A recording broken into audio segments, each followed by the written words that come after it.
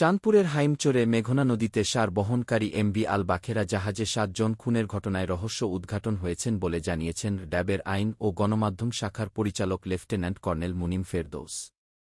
তিনি বলেন, দীর্ঘদিন ধরে বেতন ভাতা না পাওয়া ও দুর্ব্যবহারের ক্ষোভ থেকে আকাশ মণ্ডল ইরফান জাহাজের মাস্টার গোলাম কিবরিয়াসহ সবাইকে হত্যা করে।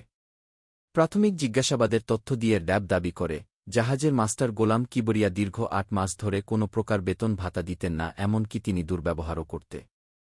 এসবের ক্ষোভ থেকে আকাশ মণ্ডল ইরফান সবাইকে হত্যা করেন। প্রাথমিক জিজ্ঞাসাবাদে ইরফানের দেওয়া তথ্যমতে র্যাব আরও দাবি করে, জাহাজের বাজার করার ইরফান পাবনার একটি বাজারে নেমেছিল। সেখান থেকে তিনি ৩ পাতা ঘুমের ওষুধ কেনেন। আর যে চাইনিজ কুড়াল দিয়ে সবাইকে কুপিয়ে হত্যা করা হয় সেটি আগেই জাহাজে ছিল। কুড়ালটি জাহাজের নিরাপত্তার জন্য রাখা হয়েছিল। র্যাব দাবি করে বলে, ইরফান প্রথমে খাবারের মধ্যে ঘুমের ওষুধ খাইয়ে সবাইকে অচেতন করে। পরে হাতে গ্লাভস পরে চাইনিজ কুড়াল দিয়ে সবাইকে কুপিয়ে হত্যা করে। এরপর সবাইকে কোপানের পর মৃত্যু নিশ্চিত করে নিজে জাহাজ চালিয়ে হাইমচর এলাকায় এসে অন্য একটি ট্রলারে করে পালিয়ে যান।